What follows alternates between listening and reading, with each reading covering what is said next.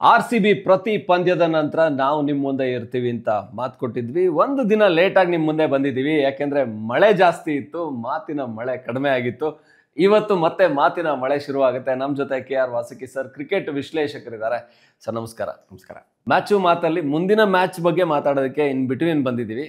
ಒಂದು ಮೊನ್ನೆ ಮ್ಯಾಚ್ ಬಗ್ಗೆ ಕೂಡ RCB SRH ಮೇಲೆ ಆಡಿದಂಥ ಪಂದ್ಯ, ಇದು RCBಗೆ ಗೆದ್ದಿದ್ದಿದ್ರೆ ಸೇಫ್ ಝೋನಲ್ಲಿ ಹೋಗ್ಬಿಡ್ತಾ ಇದ್ರು ಟಾಪ್ 1 or 2ಗೆ. ಈಗ LSG ಮೇಲೆ ಮಸ್ಟ್ ವಿನ್ ಗೇಮ್ ಇದು. ಯಾಕೆಂದರೆ RCB ಬಗ್ಗೆ ಫ್ಯಾನ್ಸ್ಗಿರೋ ಭಯನೇ ಅದು. ಮತ್ತೊಂದಷ್ಟು ಪಾಸಿಟಿವ್ ಕೂಡ ಇದೆ. ಹೇಸಲ್ವುಡ್ ಮತ್ತೆ ಎಂಟ್ರಿ ಆಗಿದ್ದಾರೆ, ಇದೆಲ್ಲ ಮಾತಾಡೋಕ್ಕಿದೆ. ಸರ್, ಫಸ್ಟ್ ರಿಯಾಕ್ಷನ್ ನಿಮ್ಮದು ಮೊನ್ನೆಯ ಮ್ಯಾಚ್ SRH ಮೇಲೆ, ಯಾಕೆ ಹಿಂಗಾಗೋಯ್ತು ಅಂತ? ಆಗತ್ತೆ. ಅದಕ್ಕೆ ಮುಂಚೆ ಇನ್ನೊಂದು ಹೇಳಬೇಕು ಅಂತಂದರೆ, ಯಾವಾಗ್ಲೂ ಎಲ್ಲರೂ ಒಂದು IPL ಶುರು ಆದಾಗ ಒಂದು ಮೊದಲು ಕ್ವಾಲಿಫೈ ಆಗಬೇಕು, ಟಾಪ್ 4ಅಲ್ಲಿ ಇರಬೇಕು ಅಂತ. ಅದಾದಮೇಲೆ ಟಾಪ್ 2ನಲ್ಲಿ ಇರಬೇಕು ಅಂತ. ಇಲ್ಲೇನಾಗಿದೆ, ಟಾಪ್ 2 ಒಂಥರ ಕೈಗೆ ಬಂದ್ಬಿಟ್ಟಿದೆ. ಕೈಗೆ ಬಂದಿತ್ತು, ಬಾಯಿಗೆ ಬಂದಿಲ್ಲ ಅನ್ನೋ ಹಾಗೆ, ಇಲ್ಲ ಅವರು ಕೊಡಿ ಅನ್ನೋ ಥರ ಡಿಸ್ಟ್ರಿಬ್ಯೂಟ್ ಮಾಡ್ತಾ ಇದ್ದಾರೆ. 3 ಟಾಪ್ ಟೀಮ್ಸು ಸೋತಿದೆ. 1, 2, 3ನಲ್ಲಿರೋರು ಎಲ್ಲರೂ ಟಾಪ್ ಟೀಮ್ಸು ಇಂಥ ಸಮಯದಲ್ಲಿ ಸೋತಿದೆ. ಮುಂಬೈ ಇಂಡಿಯನ್ಸ್, ಪಂಜಾಬ್ ಇದೆ. ಅದು ಮುಂಬೈಯೂ ಸೋತೋದ್ರೆ ಪಂಜಾಬ್ಗೆ ಅಡ್ವಾಂಟೇಜ್. ಎನಿವೇಸ್, ಸೊ ಈಗ ಮೊನ್ನೆ ಮ್ಯಾಚ್ ಬಗ್ಗೆ ನಾವು ಹೇಳಬೇಕು ಅಂತಂದರೆ, ಇವಾಗ ನಮಗೆ ಒಂದಲ್ಲ ಒಂದು ಮ್ಯಾಚ್ ನಾವು ಸೋಲ್ತೀವಿ. ಎಲ್ಲ ಟೀಮ್ಸು ಸೋಲುತ್ತೆ. ಇವಾಗ ಅಕಸ್ಮಾತ್ ನಾವೇನಾದ್ರು ಶುರುನಲ್ಲಿ ಸೋತಿದ್ದಿದ್ರೆ ಜನ ಏನೇನು ಹೇಳಿರೋರು, ಫಸ್ಟ್ ಕ್ವಾಲಿಫೈ ಆಗೋಗ್ಬೇಕಾಗಿತ್ತು, ಆಮೇಲೆ ಈ ಥರ ಸೋತರೂ ಪರವಾಗಿಲ್ಲ ಅಂತ ಹೇಳಿರ್ತಾರೆ. ಕರೆಕ್ಟ್ ಅಲ್ವಾ? ಸೊ ಹಾಗಿರುವಾಗ ಈಗ ಕ್ವಾಲಿಫೈ ಆಗಿದೆ, ಟಾಪ್ 2 ಅಟ್ಲೀಸ್ಟ್ ಇವಾಗ ಸ್ಟಿಲ್ ಚಾನ್ಸ್ ಇದೆ. ಓಕೆ, ಇನ್ನೂ ಇಬ್ಬರು ಸೋತರು, ನಮ್ಗೆ ಅದು ಅಡ್ವಾಂಟೇಜ್ ಆಯಿತು, ಬೇರೆ ವಿಷಯ. ಆದರೆ ಇನ್ನೂ ಚಾನ್ಸ್ ಇದೆ ಅಲ್ವಾ? ಸೊ ಹಾಗಿರುವಾಗ ಈಗ ಸೋತ್ರಲ್ಲ, ಕ್ವಾಲಿಫೈ ಆದಮೇಲೆ ಈ ಸಮಯದಲ್ಲಿ it is still better than losing in the initial stages. ಇವತ್ತಿಗೂ ಏನು 4 ಪಂದ್ಯ ಸೋತಿರೋದು. ಇವಾಗ ಆಡಿರೋದು 13 ಮ್ಯಾಚು, 1 ವಾಶ್ಔಟ್ ಆಯಿತು. ಸೊ 12ರಲ್ಲಿ 8 ಗೆದ್ದು ಬರೀ 4 ಸೋತಿರೋದು. Any time any day we should be able to take that ಅಂತ ನಂಗೆ ಅನ್ಸುತ್ತೆ. ಸರ್, GT ಲಕ್ ನೋಡಿ, ಅವ್ರಿಗೆ ಎಲ್ಲಿ ಯಾವ ಮ್ಯಾಚು ಕೂಡ ಅಂದರೆ ಈ ಮಳೆಯಿಂದ ಏನು ಹೋಗಲಿಲ್ಲ. ಅವರೇ ಟಾಪಲ್ಲೂ ಇದ್ದಾರೆ. ಇನ್ನೊಂದು ಕಡೆ ಶುಭ್ಮನ್ ಗಿಲ್ ಕ್ಯಾಪ್ಟನ್ ಆಗಿದ್ಬಿಡಿ, ಅದು ಮತ್ತೆ ಮಾತಾಡ್ತೀವಿ. ಎಲ್ಲ ಥರದಲ್ಲೂ ಲಕ್ ಅವರು ಫೇವರ್ ಆಗಿದೆ ಅನ್ನೋ ಥರ ಕಾಣಿಸ್ತಿದೆ. ಯಾಕೋ RCBಗೆ ಆ ಲಕ್ ಏನಾದರೂ ಕೈ ಕೊಟ್ಟಿದೆಯಾ? ತುಂಬ ಪ್ಲೇಯರ್ಸ್ ಬೇರೆ ಹೊರಟೋಗಿದ್ದಾರೆ. GTಗೆ ಪ್ಲೇಯರ್ಸ್ ಕೂಡ ಏನು ಅಂತ ಮಿಸ್ಔಟ್ ಇಲ್ಲ ಅವ್ರಿಗೆ. ಇಲ್ಲಿ RCBಗೆ ಈಗ ಮುಂದಿನ ಪಂದ್ಯ LSG ಮೇಲಿದೆಯಲ್ಲ, ಒಂಥರದಲ್ಲಿ LSG ಒಂಥರ ಅಂಥ ಏನು ಅದ್ಭುತ ಫಾರ್ಮಲ್ಲಿ ಇಲ್ಲದೆ ಇರೋರು, ಅವ್ರ ಮೇಲೆ ಗೆಲ್ಬೋದು. ಈಗ ನೋಡಿದರೆ ಮುಂಬೈಗೆ ನೋಡಿದರೆ ಅವ್ರು ಪಂಜಾಬ್ ಮೇಲೆ ಆಡಬೇಕು.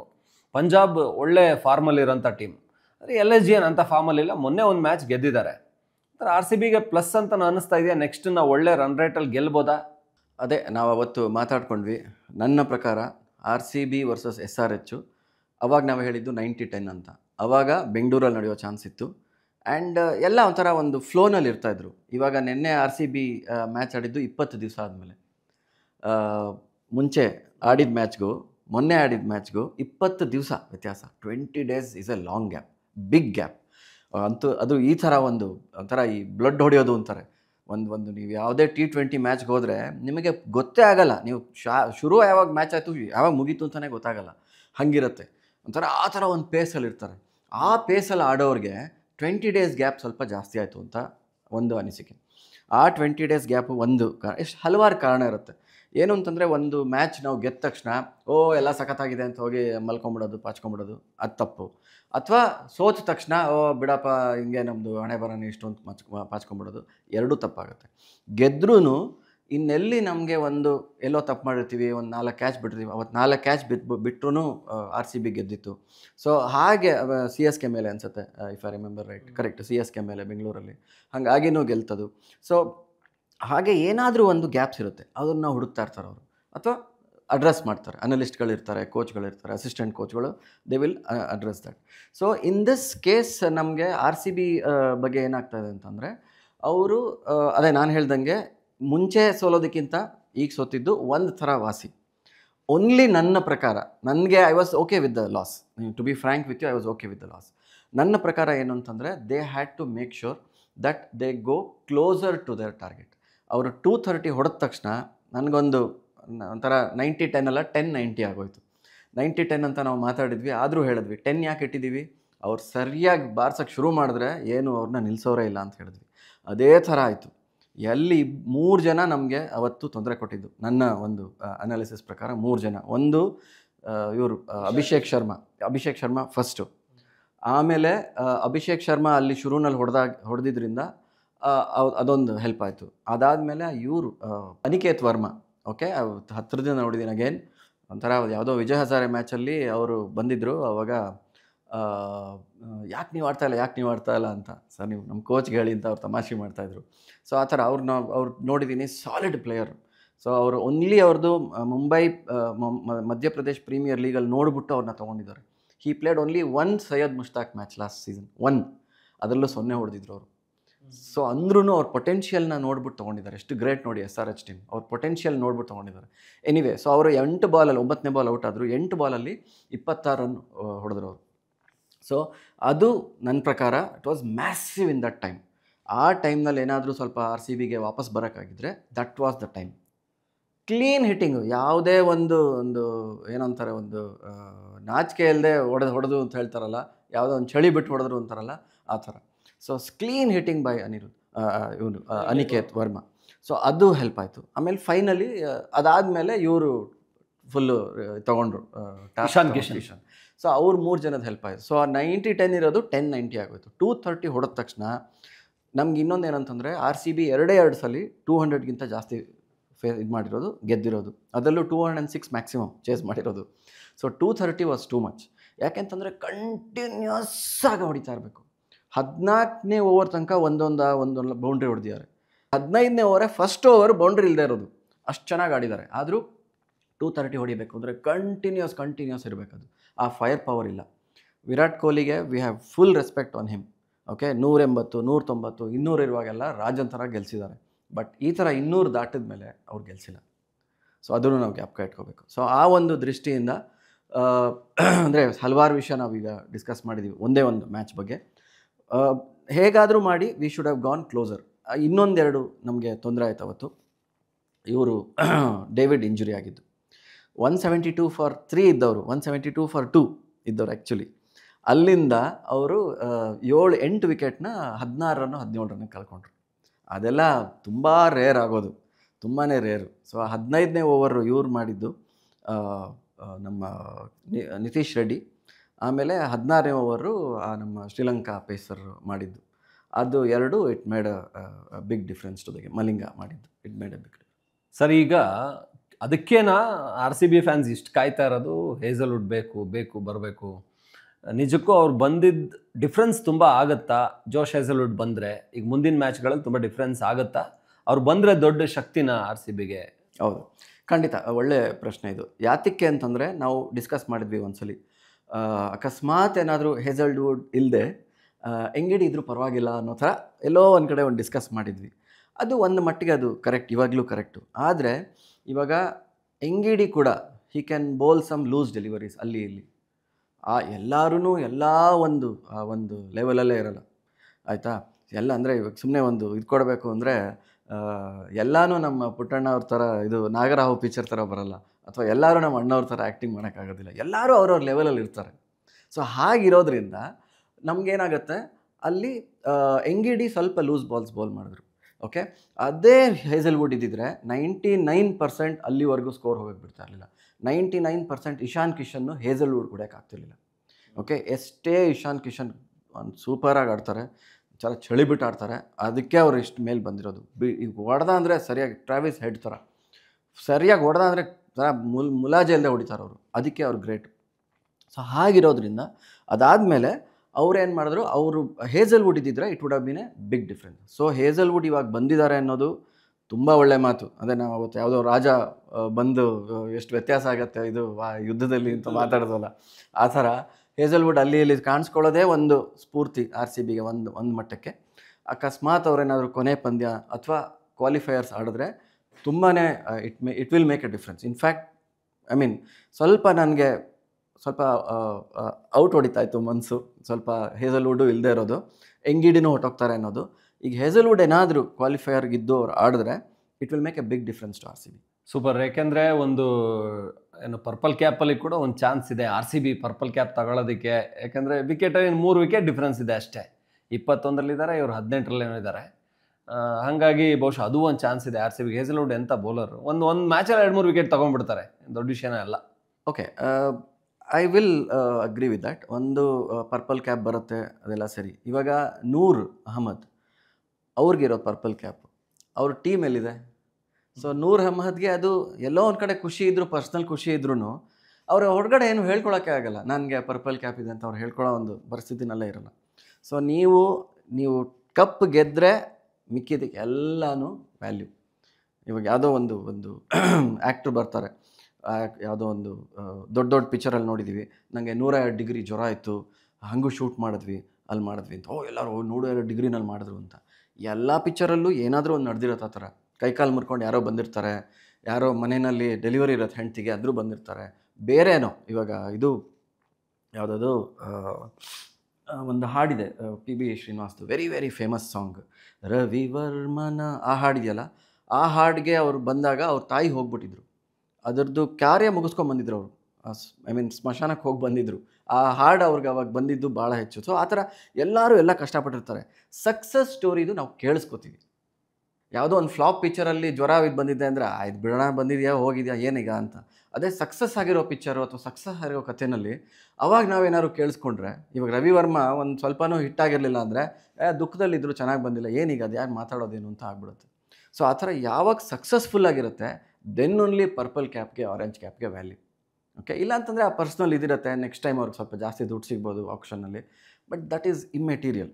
ಕಪ್ ಗೆಲ್ಲೋದು ಇಂಪಾರ್ಟೆಂಟ್. ಎಸ್ ಸರ್, ಕಪ್ ಗೆಲ್ಲೋಕ್ಕೆ ಅಂತಲೇ ಈ ಸಾರಿ ಹೊರಟಿರೋದು. ಮುಂದಿನ ಯುದ್ಧ ಇದೆಯಲ್ಲ ಭಾಳ ಇಂಪಾರ್ಟೆಂಟ್. ಅಂದರೆ ಈಗೆಲ್ಲ ಟಾಪ್ 1, 2, 3, 4 ಈ ರೇಸಲ್ಲಿ ನಡೀತಾ ಇದೆ. ಈ ಸೇಫ್ ಆಗಬೇಕು ಅಂದರೆ 1-2 ಅಲ್ಲಿ ಬರಬೇಕು. ನೆಕ್ಸ್ಟ್ LSG ಮೇಲೆ ಗೆದ್ದರೆ 1 or 2 ಅಲ್ಲಿ ಬರ್ತಾರಾ, ಅಥವಾ ಏನು ಕತೆ? ಮುಂಬೈ ಪಂಜಾಬ್ ಮೇಲೆ ಗೆದ್ದರೆ ಅವ್ರ ಕತೆ ಏನು? ಇದು ಚರ್ಚೆ ಇದೆ. RCB ನೆಕ್ಸ್ಟ್ ತಯಾರಿ ಹೇಗಿರಬೇಕು, ಏನು ಚೇಂಜಸ್ ಆಗ್ಬೋದು ಟೇಬಲ್ ಟಾಪ್ 4 ಅಲ್ಲಿ ಅಂತ? ಹಾಂ, ಒಳ್ಳೆಯ ಪ್ರಶ್ನೆ. ಇವಾಗ ಏನಂತಂದರೆ 4 ಟೀಮ್ ಇದೆ ಇವಾಗ. ಜಿ ಟಿಗೆ ಏನಂತಂದರೆ ಅವ್ರದ್ದು ಒಂದೇ ಟೀಮು ಏನೂ ಮಾಡ್ದೇನೆ ಅಲ್ಲೇ ಇದ್ಕೊಂಡು ಟಾಪ್ 1 or 2ನಲ್ಲಿ ಬರ್ಬೋದು ಅವರು. ಓಕೆ, ಏನಂತಂದರೆ ಇವಾಗ RCBನೂ ಸೋತ್ರೆ 17ರಲ್ಲಿ ಇರ್ತಾರೆ. ಮುಂಬೈ ಇಂಡಿಯನ್ಸ್ ಪಂಜಾಬ್ ಹೊಡೆದ್ರೆ ಪಂಜಾಬು 17ರಲ್ಲಿ ಇರ್ತಾರೆ. ಸೊ ಮುಂಬೈಯೂ 18ಕ್ಕೆ ಬರ್ಬೋದು. ಆಮೇಲೆ GT ಈಗಾಗಲೇ 18ರಲ್ಲಿದೆ. ಸೊ ಆ ಒಂದು ಲೆಕ್ಕದಲ್ಲಿ ಅವ್ರಿಗೆ ಯಾರು ಮುಟ್ಟೋಂಗೆ ಇಲ್ಲ. ಸೊ ಎರಡು ಪಂಜಾಬು ಆಮೇಲೆ RCB ಎರಡೂ ಸೋತೋದ್ರೆ ಇವರು ಸೇಫ್ ಆಗಿರ್ತಾರೆ, GT ಸೇಫ್ ಆಗಿರ್ತಾರೆ, even if they lose their last match. Okay, as it is safe ಆಗಿರ್ತಾರೆ. ಈಗ ಗೆದ್ದರೆ ಅಂತೂ 100% ಅವ್ರು ಕ್ವಾಲಿಫೈಡ್, ಬಿಕಾಸ್ ಅವರು 20ಕ್ಕೆ ಹೋಗ್ತಾರೆ. 20ಗೆ ಇನ್ಯಾರು ಹೋಗೋಕ್ಕೆ ಆಗಲ್ಲ. RCB ಗೆದ್ದರೂ 20 ಆಗಲ್ಲ, ಮುಂಬೈ ಇಂಡಿಯನ್ಸ್ ಇವರು ಗೆದ್ದರು, ಪಂಜಾಬ್ ಗೆದ್ದರು 20 ಆಗಲ್ಲ. ಸೊ ಮುಂಬೈ ಇಂಡಿಯನ್ಸ್ಗೆ ಏನಂತಂದರೆ ಅವರು ಗೆಲ್ಲಬೇಕು. ಅವ್ರು ಗೆದ್ರೂ ಬೇರೆ ರಿಸಲ್ಟ್ಸ್ ಮೇಲೆ ಡಿಪೆಂಡ್ ಆಗುತ್ತೆ ಏನಾಗುತ್ತೆ ಅನ್ನೋದು. ಯಾಕೆಂದರೆ GT 1-2 ಹೋಗೋದು ಮುಂಬೈಗೆ ಕಷ್ಟ ಅಂತ. ಮುಂಬೈಗೆ ಕಷ್ಟ. ಆದರೆ ಅಕಸ್ಮಾತ್ ಇವರು ಮೊನ್ನೆ ಆಡಿರೋ ಒಂದು ಹಣೆ ಬರ ನೋಡಿ ತಿರ್ಗಾ ಏನಾದರೂ ಆದರೆ ಗೊತ್ತಿಲ್ಲ. ಆದರೆ ಮುಂಬೈ ಇಂಡಿಯನ್ಸ್ ಏನಂತಂದರೆ ಇಫ್ ದೇ ವಿನ್ ಓವರ್ ಇವರು ಪಂಜಾಬ್, ಅವರು they will go to 18.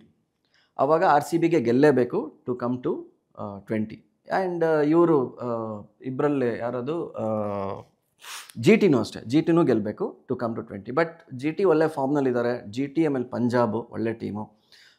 Mumbai Indians historically ಒಳ್ಳೆ ಬ್ಯಾಲೆನ್ಸ್ಡ್ ಟೀಮು. ಅದು ಅವರೊಂಥರ ಈ ಅಂಗೈ ತೋರಿಸಿದ್ರೆ ಹಸ್ತ ನುಂಗ್ತಾರೆ ಅಂತಾರಲ್ಲ, ಆ ಥರ ಈ ಥರ ಫೈನಲಿಗೆ ಬರ್ತಾ ಇರುವಾಗ ಅವ್ರಿಗೆ ಆ ವಾಸನೆ, ಫೈನಲ್ಲು ಸೆಮಿಫೈನಲ್ ವಾಸನೆಗೆ ಅವರು ಹಂಗೆ ಅಟ್ರಾಕ್ಟ್ ಆಗ್ಬಿಟ್ಟು ಹಂಗೆ ಕಪ್ ಕಡೆ ಹೊಟ್ಟೋಗ್ತಾರೆ ಅವರು. ಆ ಥರ ಅವರು. ಓಕೆ, ಆ ಥರ ಅವರೊಂಥರ ಸಿಕ್ಕಾಪಟ್ಟೆ ಸ್ಟ್ರಾಂಗ್. ಆಸ್ಟ್ರೇಲಿಯಾ ಒಂದು ಹೆಂಗೆ ರೂತ್ಲೆಸ್ನೆಸ್ ತೋರಿಸ್ತಾರೆ, ಆ ಒಂದು ವಿನ್ನಿಂಗ್ ಕೆಪಾಸಿಟಿ, ರೂತ್ಲೆಸ್ನೆಸ್ಸು ಮುಂಬೈ ಇಂಡಿಯನ್ಸಲ್ಲಿದೆ. ಹಿಸ್ಟಾರಿಕಲಾಗಿ ಬಂದುಬಿಟ್ಟಿದೆ ಅದು. ನಿಮಗೆ ಆ ಬಾಂಬೆ ಟೀಮ್ನಲ್ಲೇ ಆ ಥರ ಇದೆ.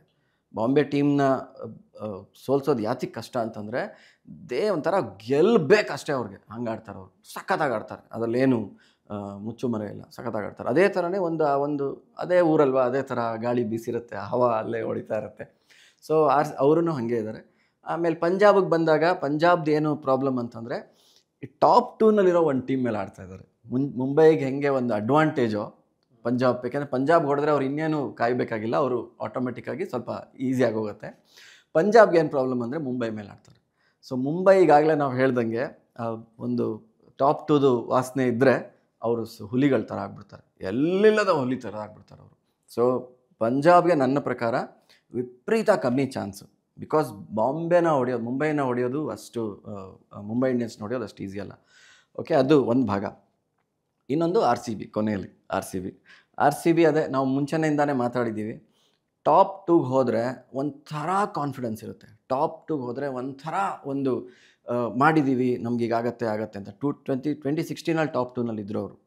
ಓಕೆ, ಲಾಸ್ಟಲ್ಲಿ ಕೊಲ್ಯಾಪ್ಸ್ ಆಗಿರಲಿಲ್ಲ ಅಂದರೆ ಆ ಚಿನ್ನಸ್ವಾಮಿನಲ್ಲಿ 2016 SRHಗೆ ಹೊಡೆದಿರೋರು 208 SRH, ಇವರು 112 ಫಾರ್ ನೋ ಲಾಸ್ 10 ಓವರ್ಗೆ. ಅಲ್ಲಿಂದ ಸೋಲೋದು ಭಾಳ ಕಷ್ಟ.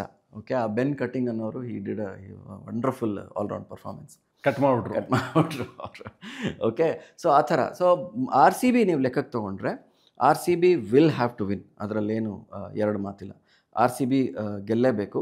ಅಕಸ್ಮಾತು GT ಯಾತಿಗೆ ಗೆಲ್ಲೇಬೇಕು RCB ಅಂತಂದರೆ, GT ಲೆಟಸ್ಸೇ ಗೆಲ್ತಾರೆ ಅಥವಾ ಗೆಲ್ಲಲ್ಲ ಅಂತ ಇಟ್ಕೊಳ್ಳಿ, 18ರಲ್ಲಿರ್ತಾರೆ. RCB 17ರಲ್ಲಿದೆ.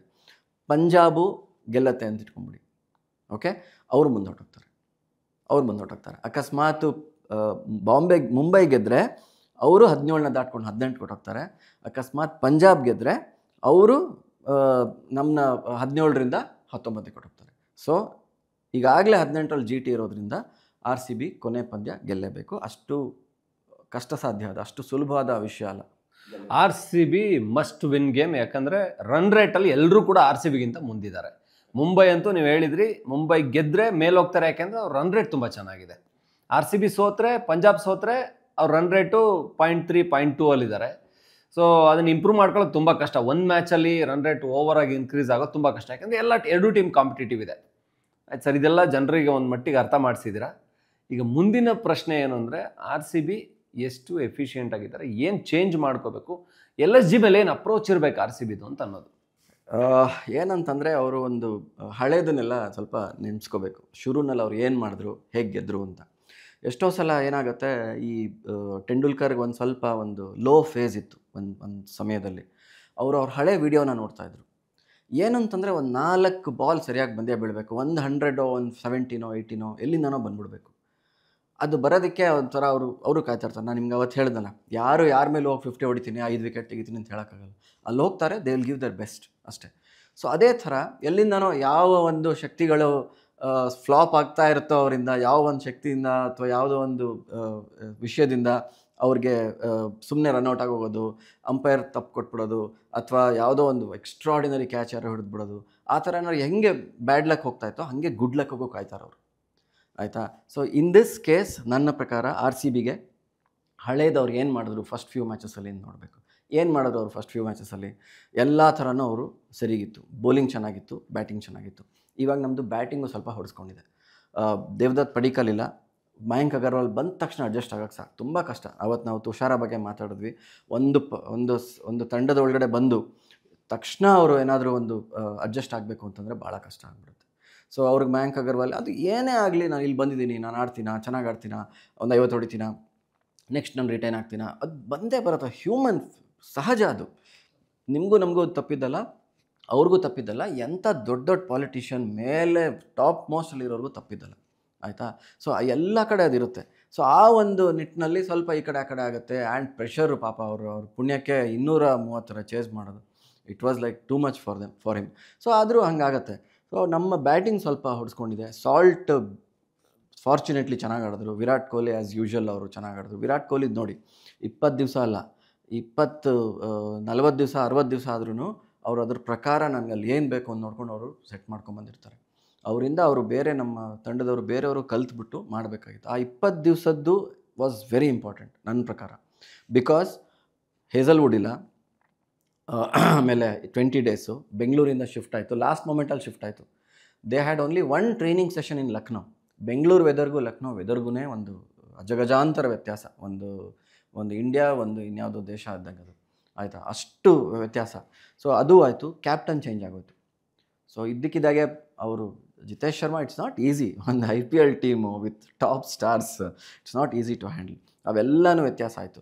ಈಗೇನಾದರೂ ಅವರು ಕೈ ಸರಿ ಹೋಗಿದ್ರೆ, ಇನ್ಫ್ಯಾಕ್ಟ್ ಅದಕ್ಕೋಸ್ಕರ ಅವ್ರು ಸ್ವಲ್ಪ ಒಳ್ಳೆ ಟಚ್ಚಲ್ಲಿತ್ತು ಅಂತ 1-2 ಕಡೆ ನಾನು ಓದಿದೆ. ನಮ್ಮ ಇವರು Patidar, I don't think he was in great touch. ಪಟಿದಾರೆಲ್ಲ ಈ 230 ಎಲ್ಲ ಚೇಂಜ್ ಮಾಡೋಕ್ಕೆ ಪಟಿದಾರ್ಗಿಂತ you need people like Shepherd and David. ಒಂಥರ ಢಮ್ ಢಮ್ ಅಂತ ಕೇಳಿಸ್ತಾ ಇರಬೇಕಲ್ಲಿ ಸ್ಟೇಡಿಯಮಲ್ಲಿ ಪಟಾಕಿ ಥರ, ಅದು ಆಟಮ್ ಬಾಂಬ್ ಥರ. ಆವಾಗಲೇ ಆ ಥರ ಚೇಂಜ್ ಮಾಡೋಕ್ಕಾಗೋದು. ಒಂಥರ ನೀಟಾಗಿ ಒಂಥರ ಪಟಿದಾರ್ಗೆ ಐ ಸ್ಪೋಕನ್ ಟು ಹಿಮ್. ನನಗೆ ಅವ್ರು ವಾಪಸ್ ಇಂಡಿಯಾಗೆ ಬರಲಿ ಅಂದ್ಬಿಟ್ಟು ಒಂಥರ Patidar I want you back in the India colours ಅಂದೆ. ಸರ್ ಅಂದರು. ಅಂದರೆ ಅಷ್ಟು ಹೌದು, ನಾನು I want to come back ಅಂತ ಅಂದಿದ್ರು ಅವರು. ಅಷ್ಟು he is also looking forward it. ನನಗೆ ಅವರು I am one of his big fans in all respects. ಅವ್ರ ಆ್ಯಟಿಟ್ಯೂಡು, ಕ್ಲಾಸ್ ಆಫ್ ಇದು, ಆ್ಯಂಡ್ ಒಂಥರ ಅವರು ಸುಮ್ಮನೆ ಅಲ್ಲಿ it's a pleasure to watch him bat in any situation. It's a pleasure to watch him bat as if you're standing on the ground. So ಹಂಗಿರುವಾಗ ನನಗೆ but ಈ ಮ್ಯಾಚ್ಗೆ ಎಲ್ಲದಕ್ಕೂ ಯಾವ ಒಂದು ಪರಿಸ್ಥಿತಿಗೆ ಯಾವ ವಿಷಯಕ್ಕೆ ಏನು ಔಷಧಿ, ಯಾವ ವಿಷಯಕ್ಕೆ ಯಾವ ಊಟ ಅನ್ನೋದು ಇಂಪಾರ್ಟೆಂಟ್.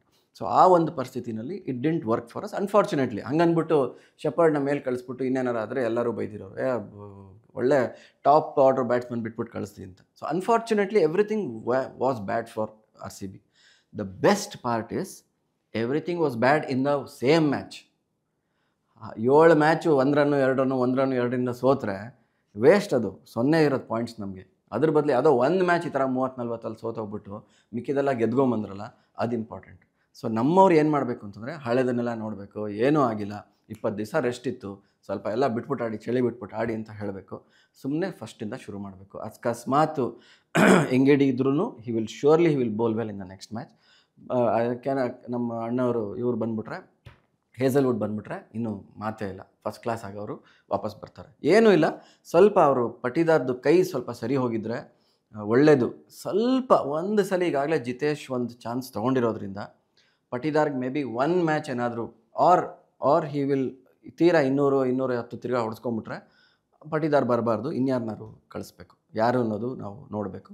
ಬಟ್ ಇನ್ಯಾರನ್ನಾರು ತೊಗೋಬೇಕು. ಮೇ ಬಿ ಆವಾಗ ಹೆಂಗಿದ್ರು ಇವರು ಹೇಸಲ್ವುಡ್ ಬೌಲಿಂಗ್ ಮಾಡಿದರೆ ಅವ್ರ ಬದಲು ಸೀಫರ್ಟು ಯಾರಾದರೂ ಒಬ್ಬರನ್ನ ಕರೆಸ್ಬೇಕು. ಅವರು ಎಲ್ಲ ದೇ ಆರ್ ಗುಡ್ ಬ್ಯಾಟ್. ನಾನು ಹೇಳ್ತೀನಲ್ಲ, ಫಾರಿನರ್ಸ್ ಬಂದಾಗ ನಮಗೇನಾಗುತ್ತೆ, ಅವರು ಇನ್ನೂ they will be extra cautious, ಚೆನ್ನಾಗಿ ಆಡಬೇಕು, ಪರ್ಫಾರ್ಮ್ ಮಾಡಬೇಕು ಅಂದ್ಬಿಟ್ಟು. ಅದು ನಮಗೆ ಇಂಥ ಸಮಯದಲ್ಲಿ ಹೆಲ್ಪ್ ಆಗುತ್ತೆ. And they are big hitters. Seifert ಎಲ್ಲ ಒಂದು ಹೊಡೆದ್ರೆ ಸಮುದ್ರಕ್ಕೆ ಹೋಗೋದು, ಹಂಗೆ ಹೊಡಿತಾರೆ ಅವರೆಲ್ಲ. 200 ಇದೆ ಸ್ಟ್ರೈಕ್ ರೇಟ್ ಅವ್ರದ್ದು. Exactly 200 strike rate, very well set. So ಹಾಗಿರೋದ್ರಿಂದ it will really help us. So ಅದನ್ನು ನೋಡಿಕೊಂಡವರು ಈ ಪಟಿದಾರು ಅಯ್ಯೋ ನಮ್ಮ ಹೆಸರು ಅದು ಅಂತೆಲ್ಲ ನೋಡಿಬಿಟ್ಬಿಟ್ಟು ಮ್ಯಾಚಿಗೆ ಏನು ಬೇಕೋ, ಇರೋ ಜ್ವರಕ್ಕೆ ಯಾವ ಔಷಧಿ ಅನ್ನೋದು ನೋಡಬೇಕೆ ಹೊರತು ಇನ್ನು ಮಿಕ್ಕಿದ್ದು ಎಲ್ಲ ಬಿಟ್ಬಿಡ್ಬೇಕು. ಗೆಲ್ಲೋವರೆಗೂ ಇನ್ನೇನು ಇರಬಾರ್ದು. ಅವ್ರಿಗೆ ಅದೇನೇ, ನಾವು ಇಲ್ಲಿ ಕೂತ್ಕೊಂಡು ಹೇಳೋದಕ್ಕಿಂತ ಅವ್ರಿಗೆ 10 ಪಟ್ಟು ಅದಿರುತ್ತೆ ಅವ್ರ ಮನಸ್ಸಿನಲ್ಲಿ.